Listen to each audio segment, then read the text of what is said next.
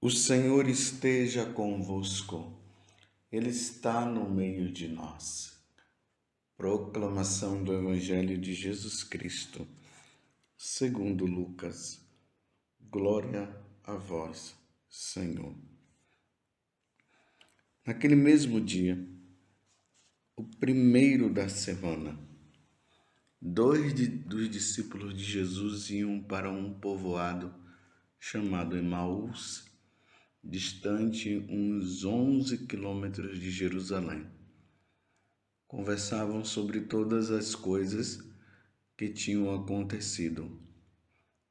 Enquanto conversavam e discutiam, o próprio Jesus se aproximou e começou a caminhar com eles. Os discípulos, porém, estavam como que cegos e não o reconheceram. Então Jesus perguntou: "O que ides conversando pelo caminho?" Eles pararam com o rosto triste, e um deles, chamado Cleofas, lhes disse: "Tu és o único peregrino em Jerusalém que não sabe o que lá aconteceu nestes últimos dias?" Ele perguntou: "O que foi?" Os discípulos responderam: "O que aconteceu com Jesus, o Nazareno, que foi um profeta poderoso em obras e palavras diante de Deus e diante de todo o povo. Nossos sumos sacerdotes e nossos chefes o entregaram para ser condenado à morte e o crucificaram. Nós esperávamos que ele fosse libertar Israel, mas apesar de tudo isso, já faz 3 dias que todas essas coisas aconteceram. É verdade que algumas mulheres do nosso grupo nos deram um susto. Elas foram de madrugada ao túmulo e não encontraram o corpo dele. Então voltaram dizendo que tinham visto anjos e que esses afirmaram que Jesus está vivo. Alguns dos nossos foram ao túmulo e encontraram as coisas como as mulheres tinham dito. A ele, porém, ninguém o viu." Então Jesus lhes disse: "Como sois sem inteligência e lentos para crer em tudo que os profetas falaram? Será que o Cristo não devia sofrer tudo isso para entrar na sua glória?" E começando por Moisés e passando pelos profetas, explicava aos discípulos todas as passagens da Escritura que falavam a respeito dele. Quando chegaram perto do povoado para onde iam, Jesus fez de conta que ia mais adiante.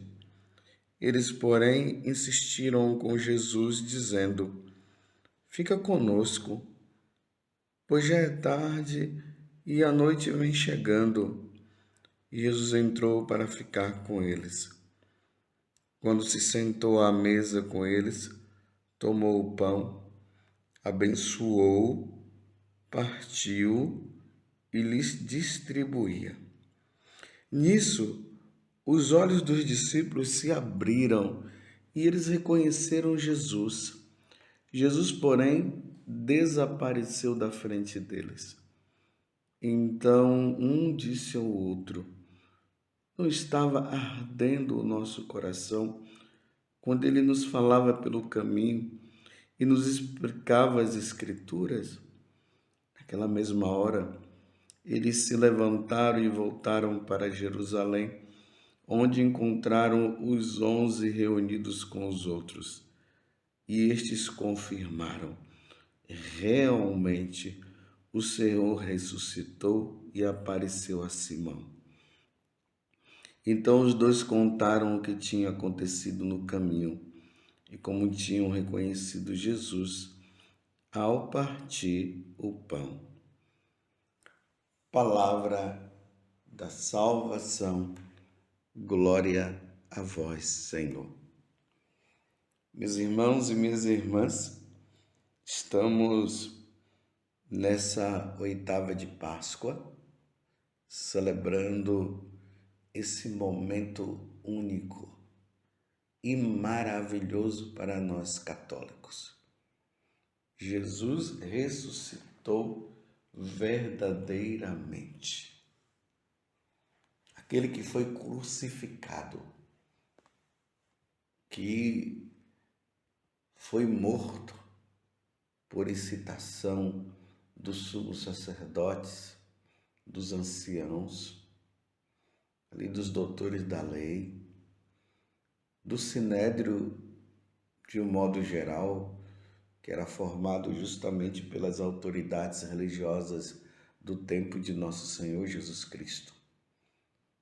Eles conseguiram convencer Pilatos para que Pilatos pudesse matá-lo. E conseguiram. E na sexta-feira passada, nós católicos estávamos naquela celebração que não era a missa, mas era a grande celebração da paixão do Senhor. E nós vimos todas as atrocidades que foram feitas.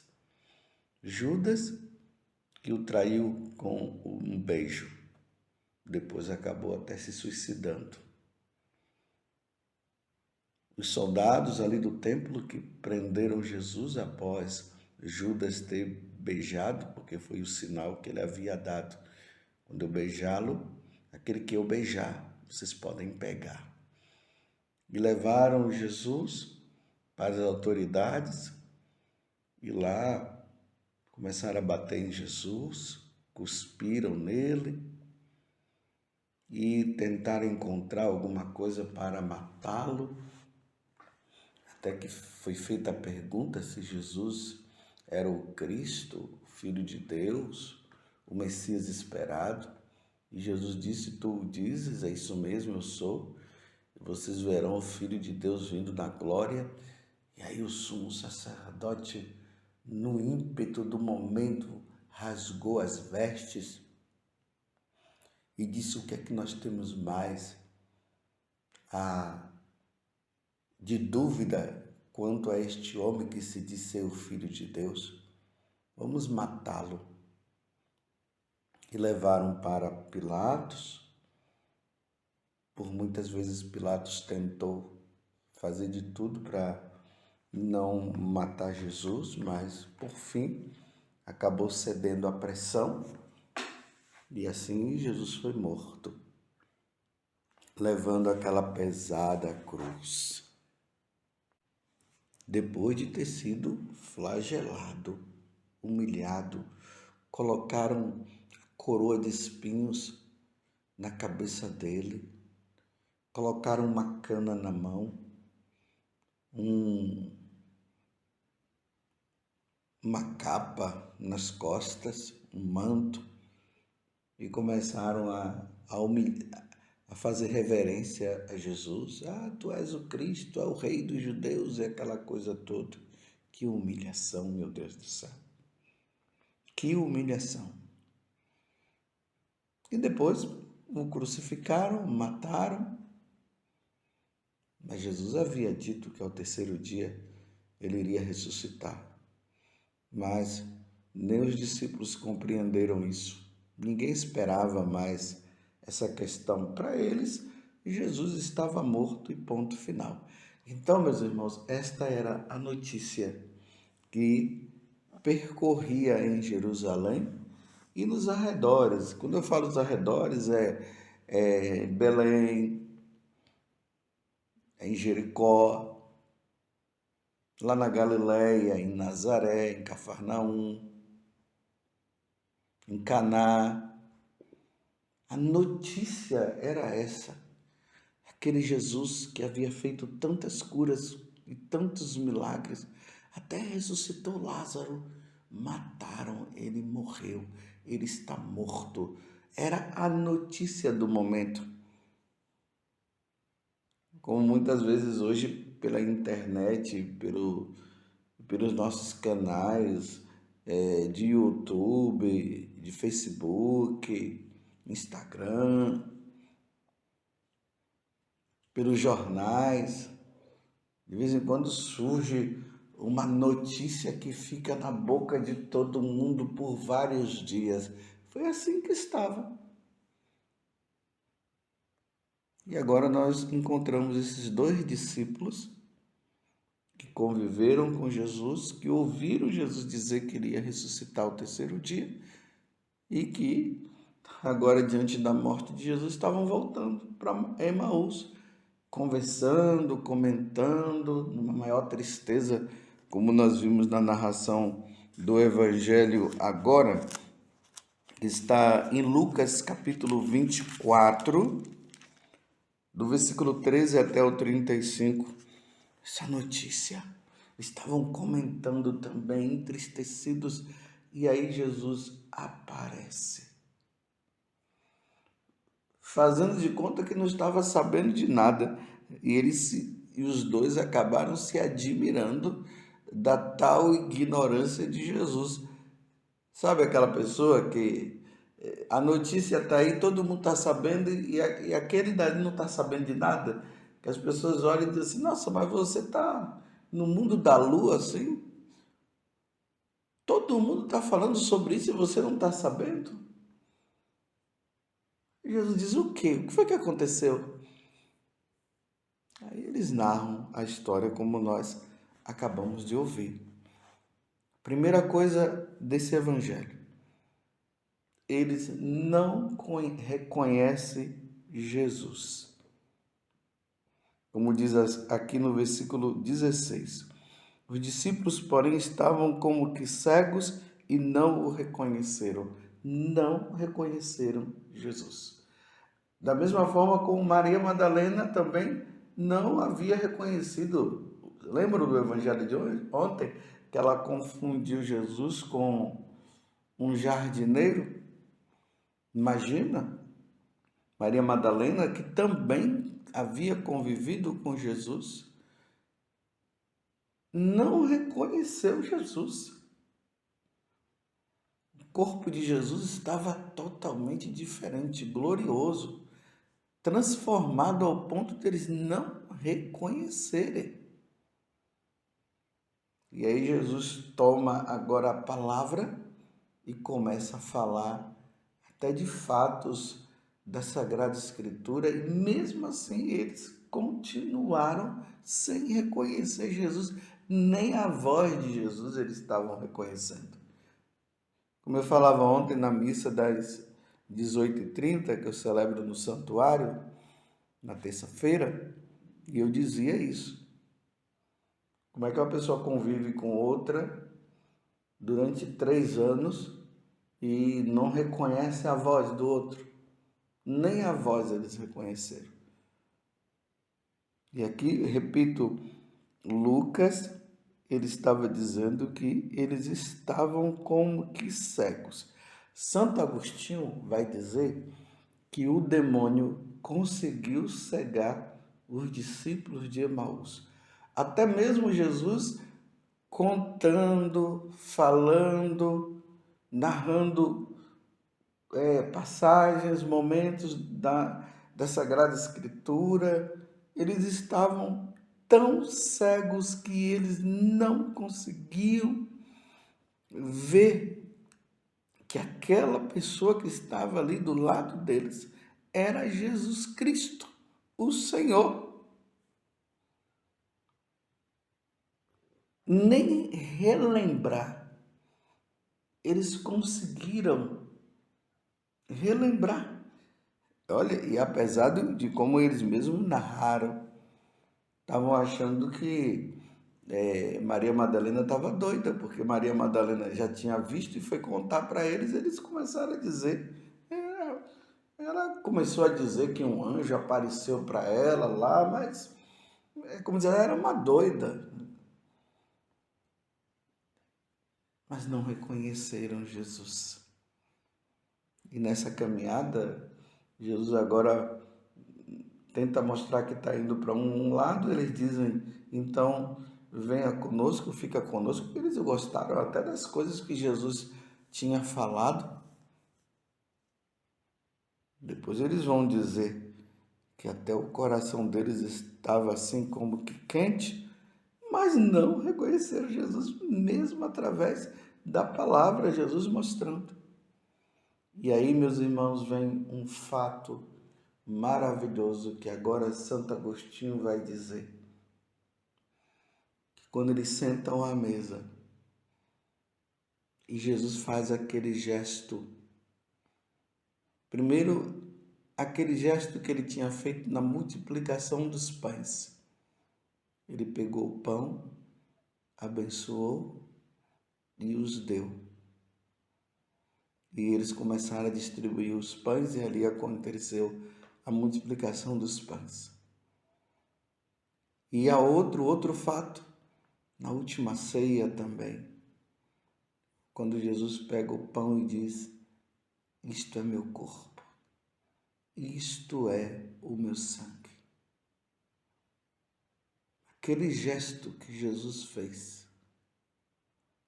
fez com que eles reconhecessem nosso Senhor ao partir do pão. Quero até trazer as palavras que estão aqui. O versículo 35. Então os dois contaram o que tinha acontecido no caminho. Então todo aquele fato, a história que eles foram contando, a admiração deles de perceberem que Jesus, que aquele homem, o forasteiro, não estava sabendo do que estava acontecendo. E depois que reconheceram Jesus ao partir o pão. Aqui, meus irmãos, é Santa Missa, viu? Partir o pão, dar graças. Depois, pegar o cálice e dizer: isto é meu corpo, isto é meu sangue. Melhor dizendo, pega o pão, parte o pão, isto é o meu corpo, isto é meu sangue. Pega o vinho, este é o sangue da nova aliança, que é derramado por vós. Santa Missa. Aqui está a importância da Eucaristia. O que nos diferencia, nós católicos, de qualquer outra religião. Até mesmo aquelas que se diz cristãs, nós nos diferenciamos dela aqui, na Santa Missa, na renovação, na atualização. Fazer isto em memória de mim. Lembrem-se, foi isso que Jesus falou na última ceia aos apóstolos. E não vamos esquecer também que São Paulo, também na primeira carta aos Coríntios, ele vai dizer que na última ceia, Jesus partiu o pão. São Paulo reafirma que esse gesto, ou seja, a celebração da Santa Missa, ela deve ser celebrada até o dia em que o Senhor voltar na sua glória. Entenderam? Vocês entendem por que nós falamos que o catolicismo, o cristianismo, mas de maneira particular o catolicismo, porque tem muitas aí grupos aí dizendo que são cristãos. Por isso que nós dizemos que a Igreja Católica é a Igreja de Nosso Senhor Jesus Cristo. Pedro, tu és Pedro, e sobre esta pedra edificarei a minha igreja, a minha igreja. É a Igreja Católica. Até o século XVI era só a Igreja Católica. Martinho Lutero é que veio e dividiu tudo. E aí surgiu agora um monte de grupos aí dizendo que são igreja. Mas é a Igreja Católica. Na Igreja Católica acontece o sacrifício da Santa Missa, o que distingue nós de qualquer outra religião. Você que é católico, não abandone a Igreja Católica por nada.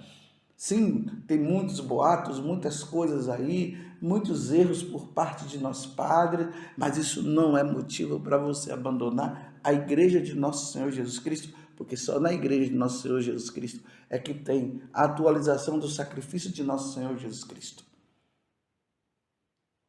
Tudo aquilo que aconteceu na sexta-feira acontece no sacrifício da Santa Missa.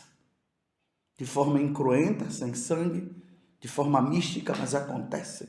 Ali está. Em nenhuma outra igreja isso acontece.